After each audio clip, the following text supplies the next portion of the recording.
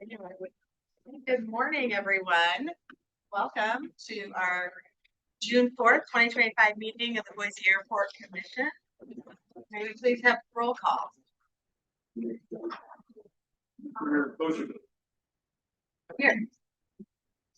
Mr. Carlton. Hi. Mr. Cunningham. Hi. Mr. Director Radwell. He's actually trying to get on. Good. Mr. Hughes. Here. Mr. General Smith. Mr. Vasconcelos. Here. Mr. Westerberg. Here. Councilman Morales. Here. So it appears we have a quorum. Thank you. We'll move on to the approval of the minutes. There any changes or is that? Madam Chairman? Yes. Having read the minutes, finding they're a fairly accurate description of what actually happened, I move for the Second. Second. All seconded and all in favor? Aye. Okay, moving right along. We have no unfinished business, so we'll get right into the director reports. And today we have Sean Bruce presenting that for us. Good morning, everyone. I'll go ahead and get started with the construction updates. Takes two deputy directors to sort of fill the shoe of our airport director. So that's what you'll see this morning.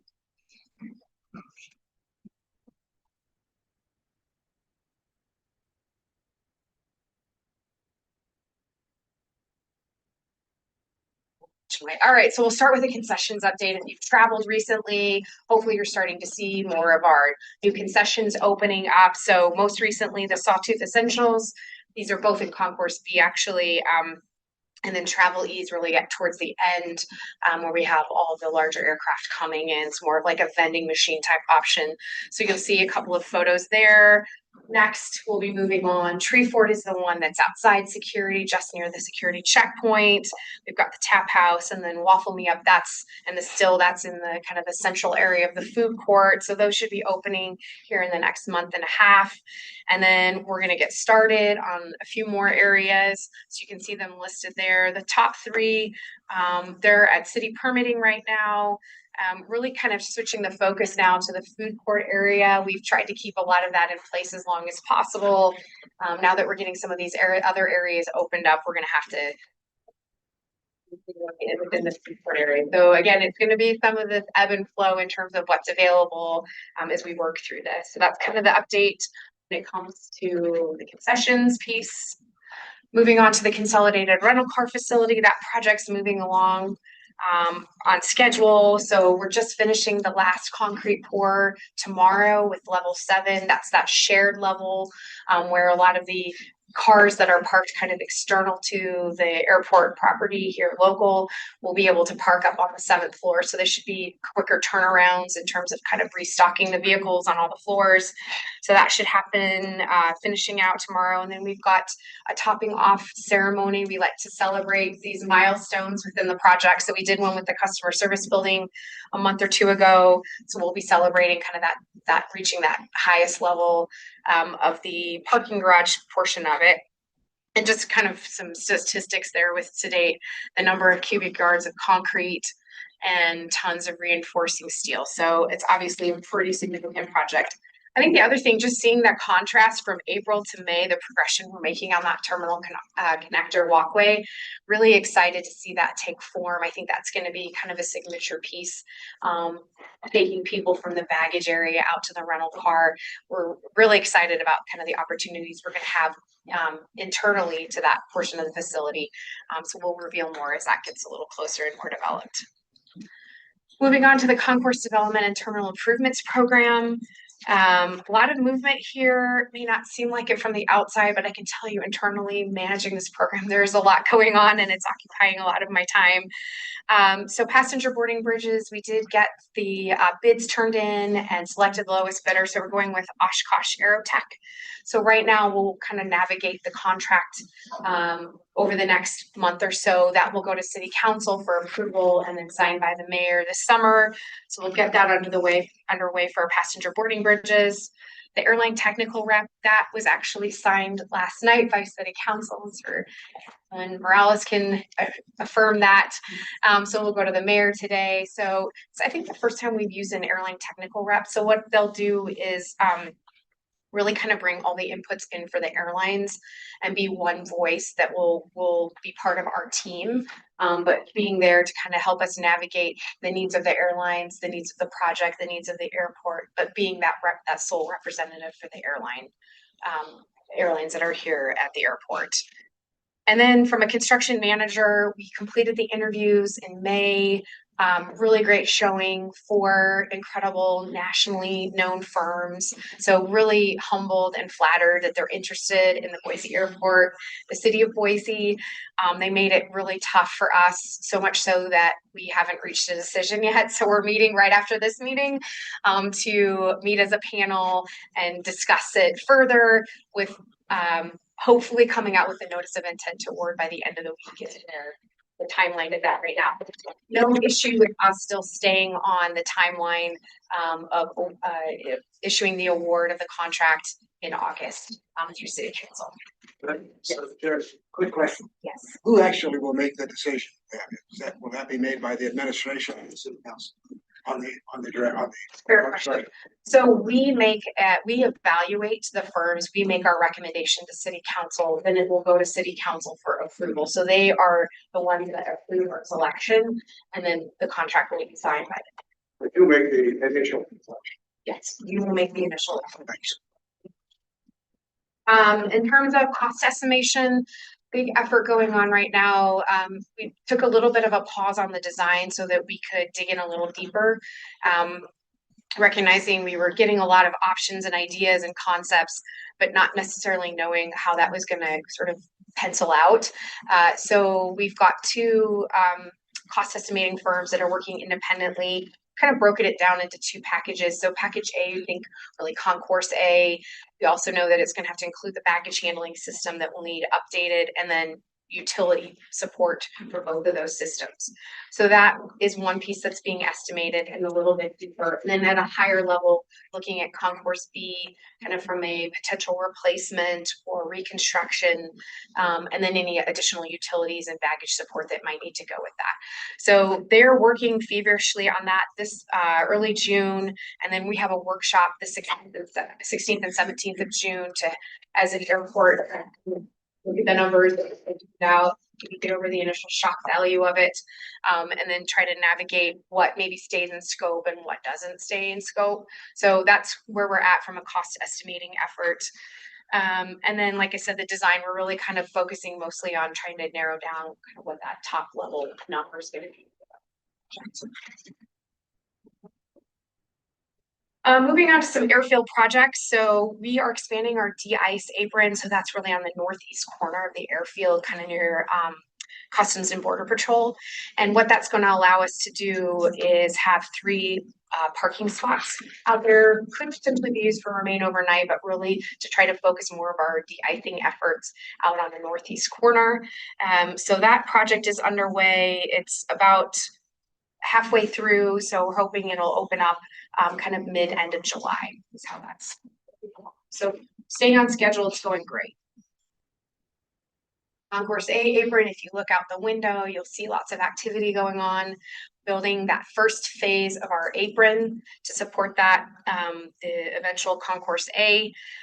So a lot of utility work that's happening, like stormwater piping and drainage work we needed to get in place underground.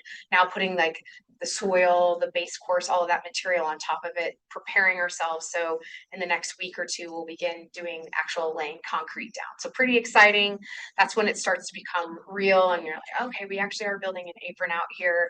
We can see the future where initially should have 3 remain overnight parking spots for the larger aircraft. We could probably get 4 of the regional jets, like Embraers, into that space. So that's a need that we've heard from the airlines and have definitely experienced from an operational standpoint. General aviation access road. This is kind of near the this JR Simplot hangar, just doing some work, providing additional infrastructure to that space.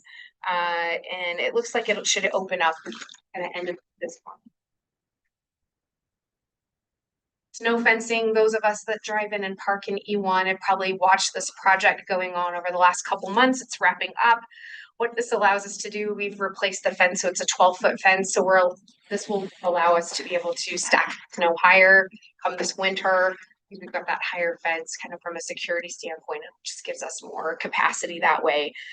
We also added an additional gate out near Idaho helicopter. So this just gives them a little more flexibility in terms of some people like to ride their bike to work, but didn't have a great way to sort of access into their workspace.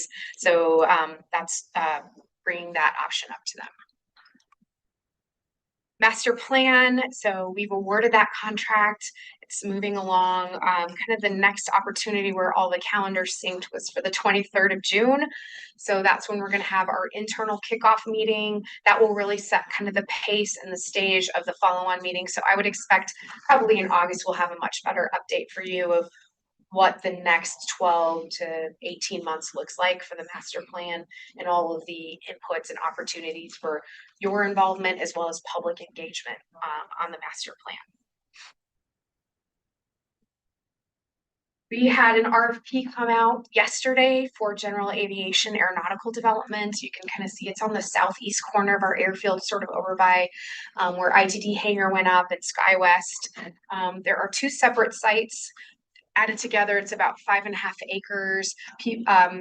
Proposers can propose on one or both of those sites. So just excited to kind of see, the development and where we'll go next with the southeast portion of our airfield. And it's on our website. I checked it yesterday, Amy and I did. So I know it's advertised, it's out there. Couple little accessibility updates. So we did some updating with our paging system as a whole. But one of the things that came with it is this visual paging capability. And so what that allows it to do is to post things like flight information, gate changes, and we're still trying to kind of work out some of the details of it, but really keeping it isolated in the gate that a person would be boarding. So not having to, rely on looking at people and seeing them moving, but having your own visual reference to know like, oh, it's time to board. If there's a gate change, where am I supposed to go? So definitely increasing accessibility here at the airport. We're really excited about that. And then we did get on the map officially for the universal changing table. I also saw that the Boise Public Library is on the map as well. So pretty exciting for the city that we have two locations. I think we're the only two locations in the state of Idaho to be on this universal changing table map. So again, just increasing accessibility for all of our citizens and our guests. Aeronautical development. So this is the Simplot hangar, really just kind of progressing along. This is a private, effort that's happening, but you may see the construction going on. So wanted to provide a small update. They will be completed this year. So it's making great progress for them. And Fallen Soldier Cart, I believe someone came a few months ago and talked about this. So believe it or not, it's already June. So this event is happening on the 20th of June. I'll be in attendance at it. And it was actually an effort, just kind of reading some of the details of it, came out of the Alaska Airlines maintenance group people. I think they recognized a need where, not just soldiers, but airmen, Navy, Coast Guard, just military service members remains being returned and wanting to do it with dignity and honor for the family. And so this allows, kind of provides sort of that tactical, tangible piece of equipment that allows that dignified transfer to happen. And so they are presenting the Boise Airport with a card on the 20th of June. So I have more information if you want to read about it after the meeting. I'm happy to share it with you. But I'll be attending that. And I know that they've done this at DCA, so Reagan International, Honolulu, San Diego. So we're really fortunate that they selected us to be kind of next on the list for them. And then the final note that I have, we hosted a tour last Thursday with the Urban Land Institute ELI. So we had about 30 people come through here. We did a presentation. They wanted to learn about the Boise Upgrade Program, or UI Upgrade, and then took them on a tour. And just a great exchange between us and the members of ULI. And it wasn't just, it really took a lot of people to help.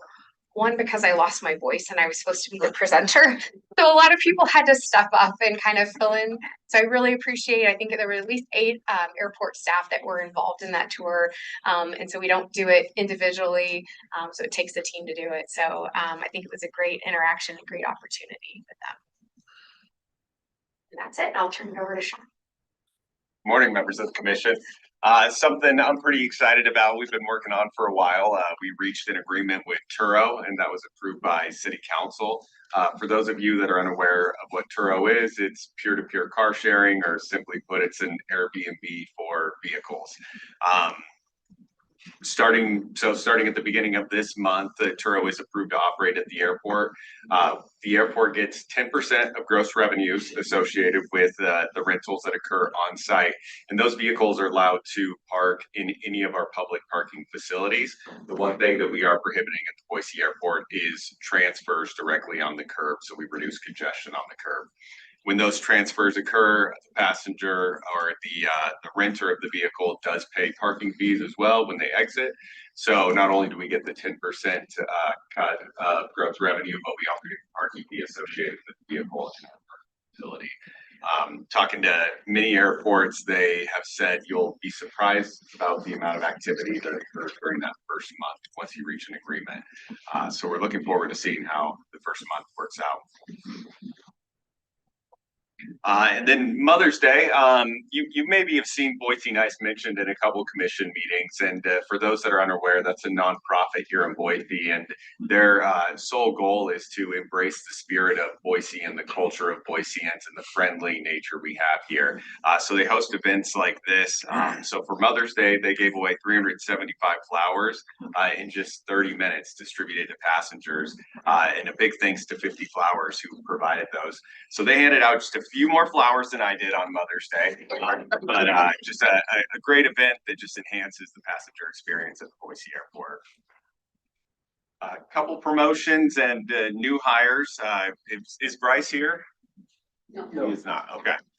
Bryce Nelson was promoted to our operations supervisor. He's been with the airport for almost 2 years now. We're really happy to see him step up into this new role, and it's always nice to promote from within. And then Maswari Ramesh, who's right over here, if you don't mind standing up and saying hello.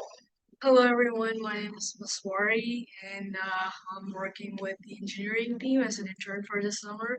I've been working on really cool projects, working with everybody. It's been fun, and I thank Boise Airport for this opportunity. Thank you, Bahi. We're excited to have her here. She's majoring in aviation and aerospace management at Middle Tennessee State University. So she'll be spending the summer with us here in Boise. It's always great to bring in a young, fresh perspective that looks at things with new eyes and is thinking differently than Beth and I might think. So it's really beneficial having you. Thanks for being here.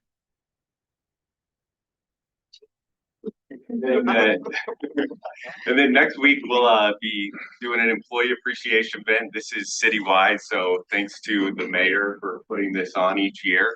And they'll have food trucks stationed throughout the city. We'll have 2 food trucks here at the Boise airport next Wednesday, one in the morning, one in the afternoon, to make sure we catch everyone that works on our 24/7 shifts.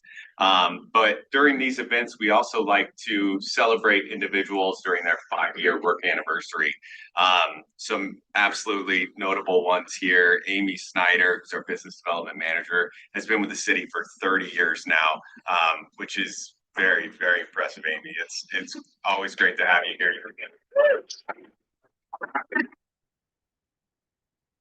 Then a couple other notables. Dan Bean, our senior custodian's been with the city for 20 years. Jacob Bouclair is in operations, has been with us for 20 years as well.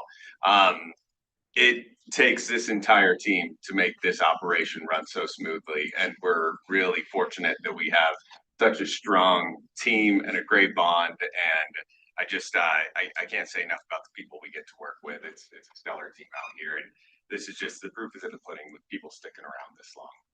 Thank you, everyone.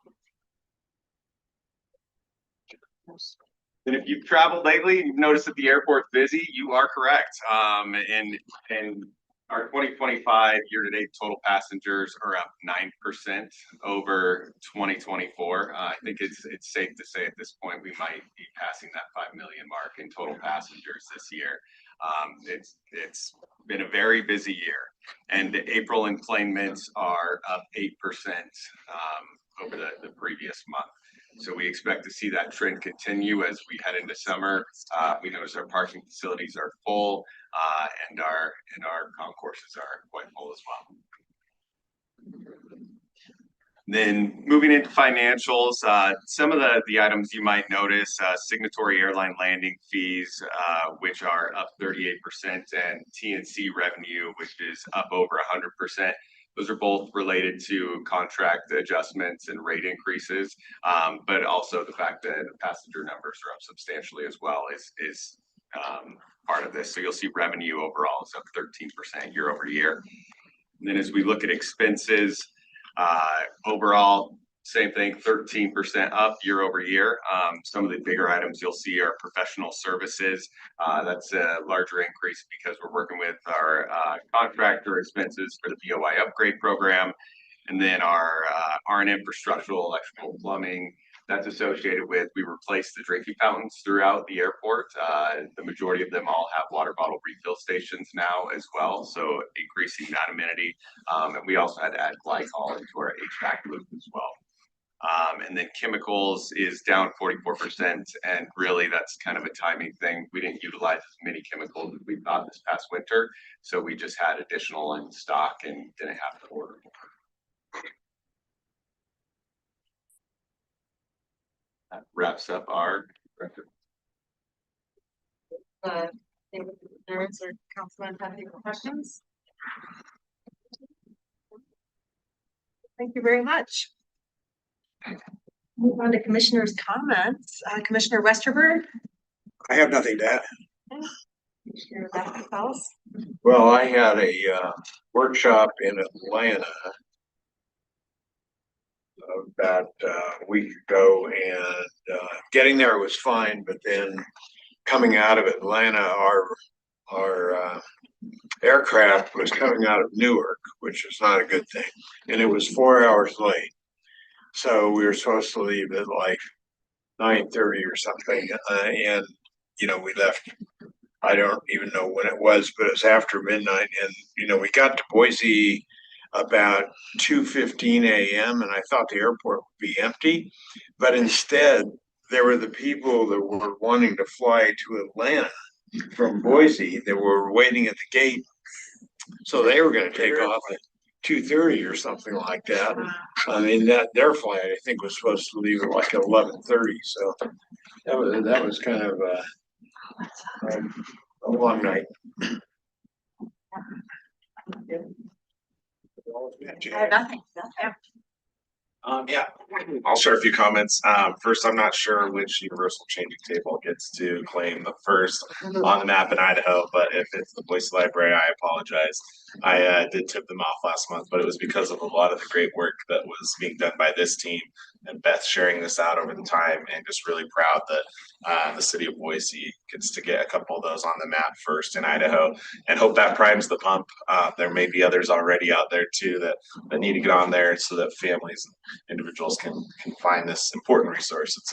It's a resource that I know benefits certain members of my extended family as well. So just want to thank you for finding that resource and promoting that. Very proud of that. And then I am looking forward to joining the June 20th ceremony for the Fallen Soldier Cart. I'm just really grateful for all the partners and the team members that have put this together. Obviously, it's something that we hope is not heavily utilized, but our sacrifices are made constantly in the protection of our nation, as well as service to others throughout the world. And I'm really grateful for the care that has gone into that. Looking forward to that. And then also just a continued appreciation for the entire team that is doing so much in every corner of our airport. I'm so excited to be able to join the early morning and the late night appreciation events next week. Because these are just really awesome opportunities to get to know so many folks behind the scenes and all the little things that add up to the community service with WOW that is happening here. So just thank you so much for all you're doing. And Amy, just special shout out, congratulations. Thanks for all your 30 years of service. It's incredible. Well, ditto to that. Thank you very much. Well, I can't claim April numbers, but hopefully maybe we'll see a little blip from the wedding traffic that came in from all over the they flew in from everywhere from New York to California, both coasts. So we had a great weekend. Kind of hot, but great weekend. I also wanted to congratulate all the milestone anniversaries and also thank Amy for not only being here for 30 years, but I know she's been a great mentor and she is not going to leave here without having fully, trained everybody very well. So she has a great team underneath her surrounding her. So thanks for building that up as well. And with that, I would just turn it back over to the airport staff report. I think Alex Everman is going to start us off.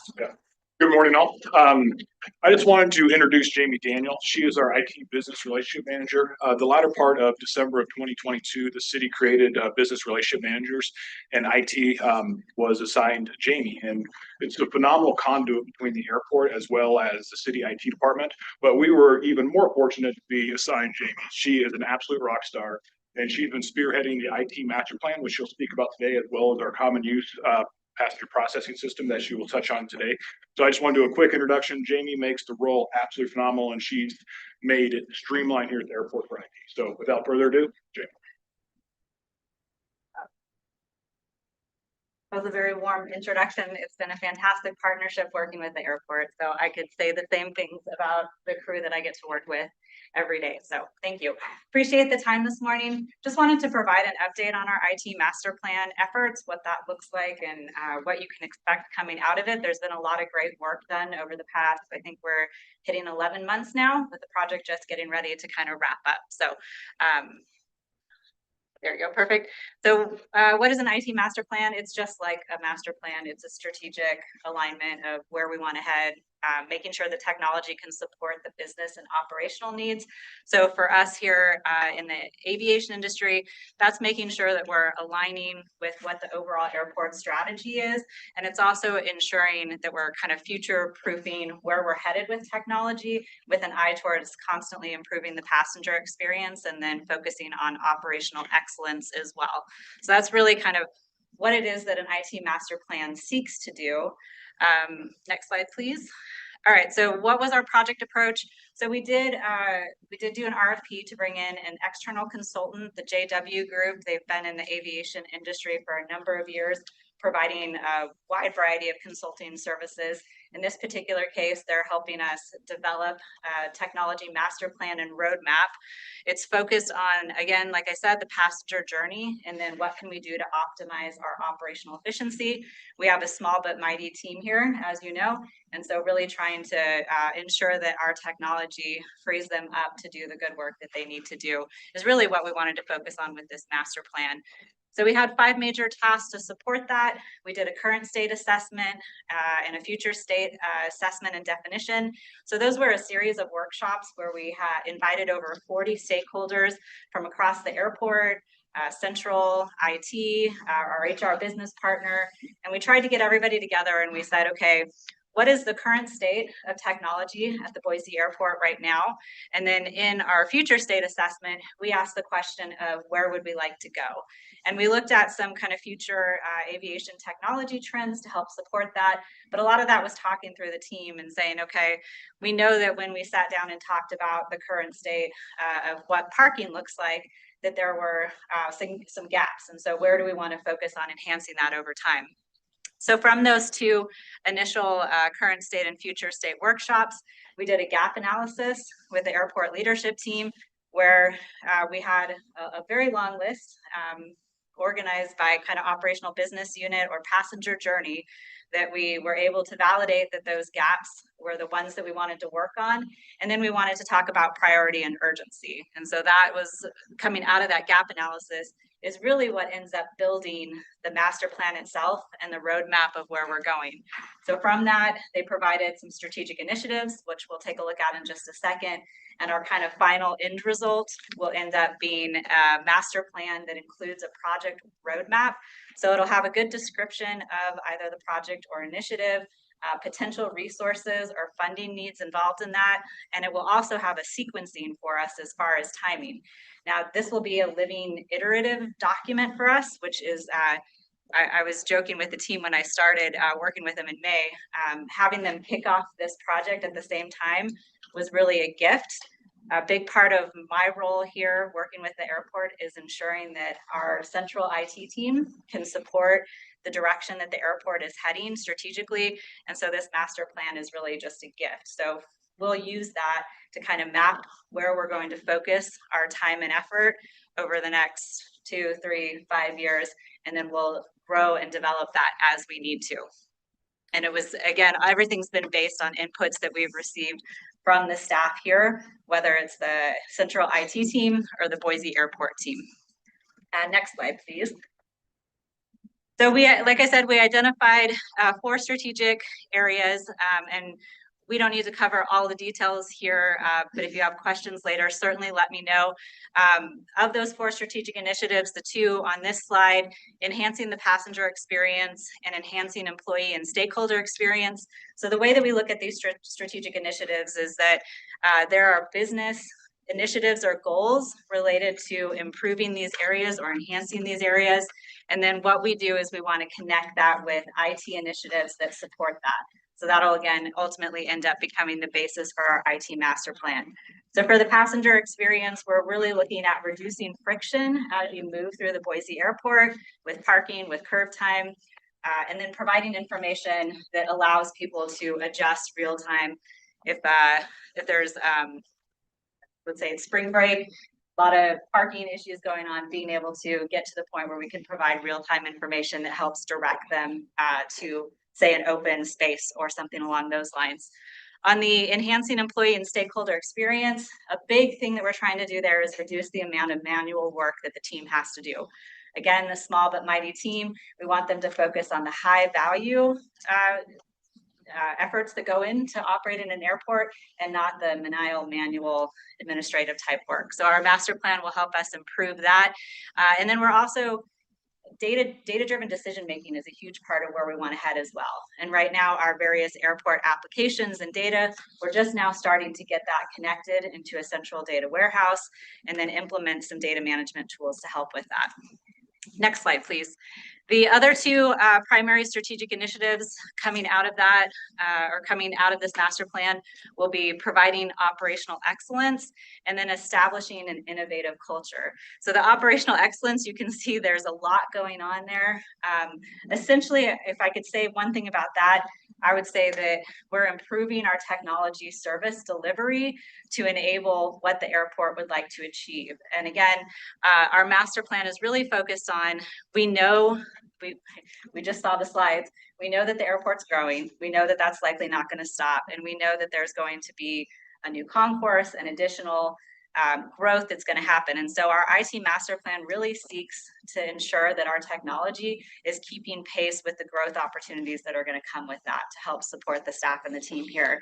And so with that operational excellence, we've actually already started some projects and initiatives that came out of the discovery efforts last year. So Alex mentioned we're doing a pilot for common use passenger processing systems.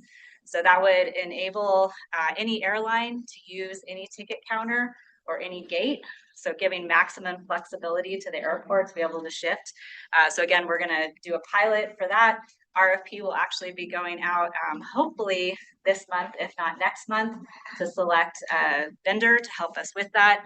And we've also kicked off already the project management information system implementation to help our engineering and planning team organize the work that they're doing there.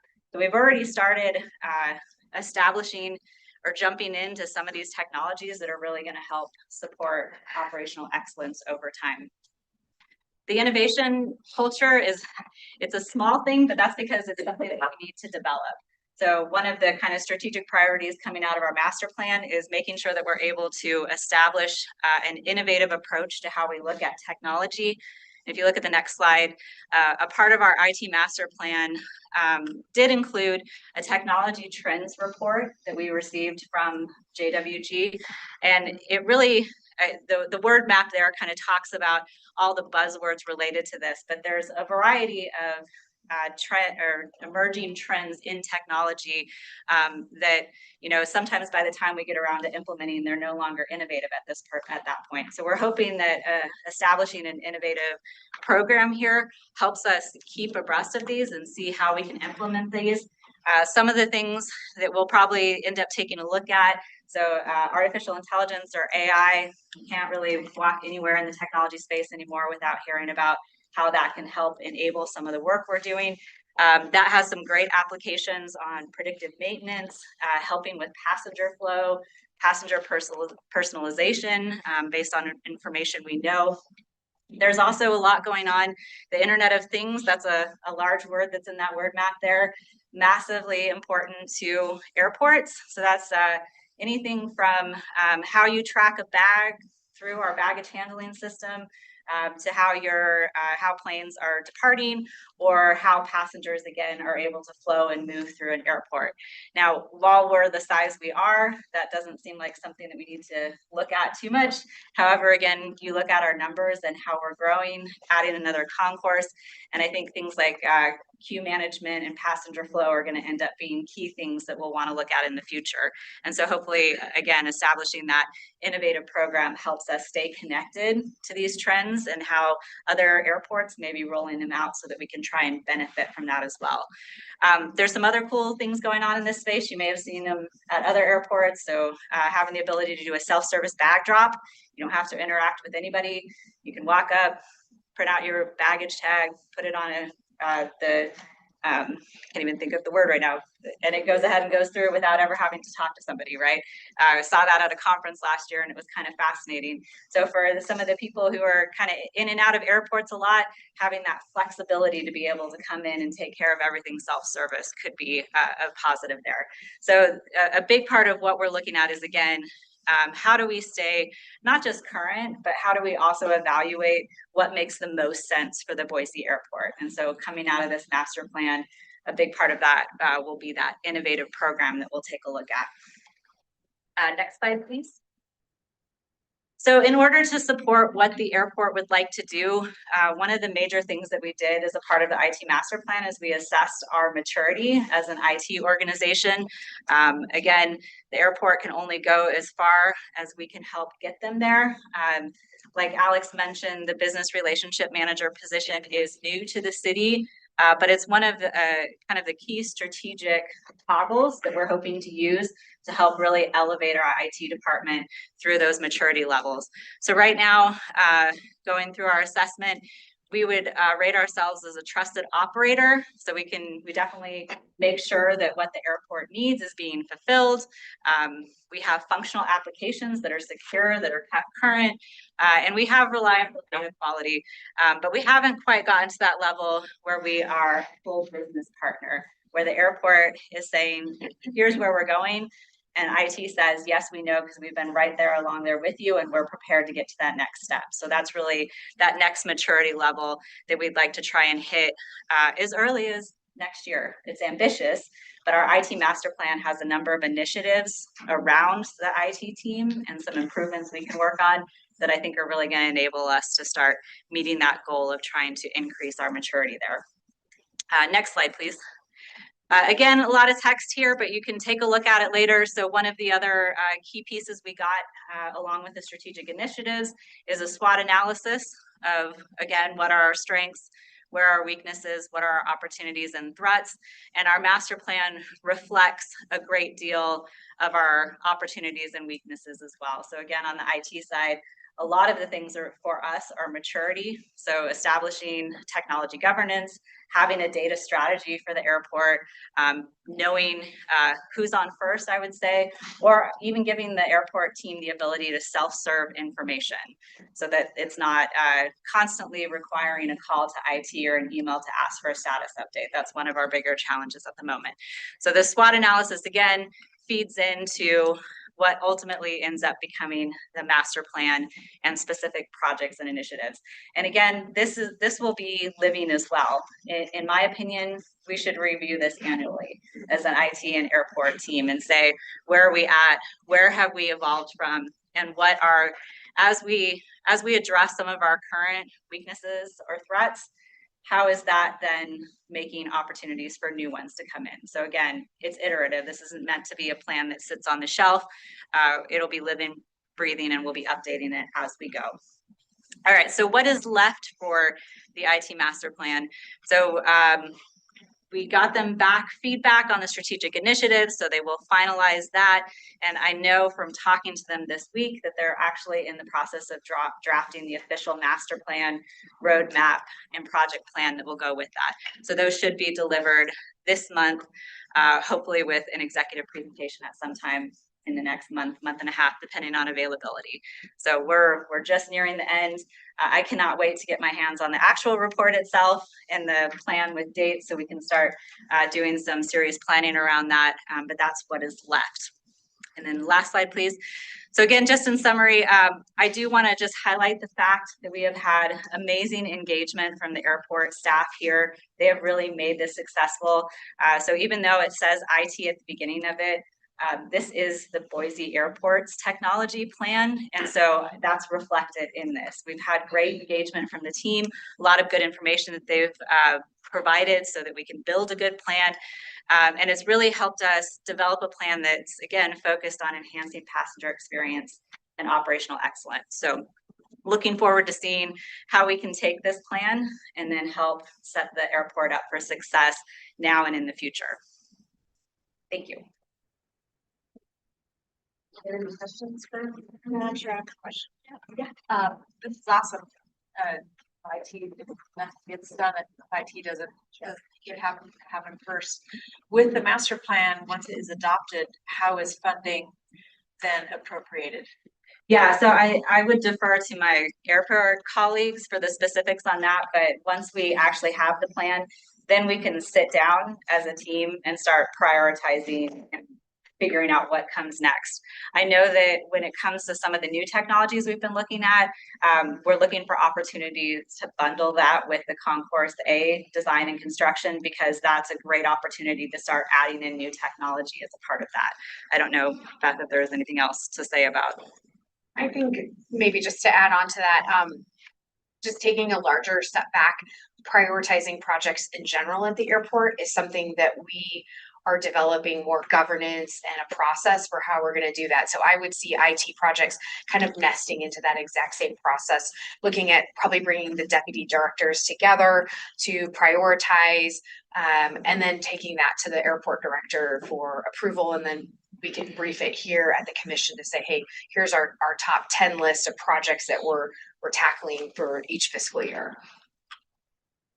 I should also say too that the master plan that the airport is kicking off as well, we will come back once that's further developed and make sure that the IT master plan aligns with that. Same thing with any strategic planning that we do. We will come back and update the IT master plan so that it reflects that. Technology should always be behind business when it comes to that. So we'll constantly be looking to update that. Madam Chair, couple questions. Cell phone coverage gaps were listed up there as opportunities. So it's just curious how spotty is the Wi-Fi here. I had a family member that was stranded for several hours. There was one little spot at that airport, so I know, but I haven't noticed that here. What? It's actually, I would say for the passenger side, I don't think the cellular coverage is as much of an issue. There are certainly some gaps in coverage in areas that staff go. And again, there's a lot, but a lot of airports are doing kind of what hospitals and sports arenas have already done, where they're looking at private cellular LTE 5G networks to help supplement Wi-Fi. And those are usually really high speed kind of things. So from what we heard going through the process, I don't think there's a lot of gaps that passengers notice, but there are as soon as you head onto the airfield or in some of the basement areas or other areas that staff are in and out of a lot. Awesome. Well, that's where work is getting done. So that important areas to get covered, probably more so important than, letting us watch YouTube. And then I guess my other question was, you talked about Internet of Things, and I think there are so many tools that we'll see probably all over and hopefully here too, but just thinking about like hanging around waiting for your bag and an estimated time of arrival at a baggage claim, or here in Boise, we all have our own perspectives of how early you need to get to the airport, but traffic changes, population changes, artificial intelligence, there's ways that we could actually by day, you could log in and see what the estimated time would be, depending on by day, and not just have this general, well, we've always done it this way. Yes. And so kind of considering those things when we're talking about providing more tools to passengers or that are coming through, how do you anticipate, like what would be, I'm assuming it would be a guess at this point, how would those things be delivered? Would it be through the website, web app? Is it a airport mobile application, which I feel like a lot of those don't work very well. Airports. Like, how do you kind of see passengers of the future engaging with these tools? Yeah, that type of information. Yeah, that's a great question. And we have talked about that as part of the master planning effort. I think it's still to be determined what we would end up doing here, but a lot of what I have heard is similar to what you said. So apps don't seem to really be taking off or doing that much for passengers. On the other hand, being able to get personalized SMS text messages in real time that are relevant to when you're traveling. So to your point, if you have a 5:20 a.m. flight and there's an unexpected delay, or let's say, some sort of traffic incident near the airport that could delay it, wouldn't it be great if you got a text message at that time saying you may want to leave more time? Or let's say, as you're arriving, you're already running a little bit late. Parking garage says that it's full. I don't know where the nearest spot is. I'm feeling a little bit stressed and anxious. Maybe there's an opportunity there using IoT type devices to help guide you towards an open spot, that kind of thing. So I think SMS was one that came up. Excuse me. Website was another big one. So again, being able to self-serve information that's real time. So not just static, here's what we expect, but here's what the actual reality is at that time is another delivery method. But I do think a lot remains to be seen with that. Great, thank you. Great questions. Thank you. Thank you. I appreciate it for all your work on that. Okay, so now is the time for questions and comments. The general public can ask questions and comments for the commission and airport staff. Discussion per issue not to exceed 5 minutes, and meeting time constraints or requests for final action may require deferral for a future meeting. With that said, is there anyone that would like to address the commission or staff? Anyone online?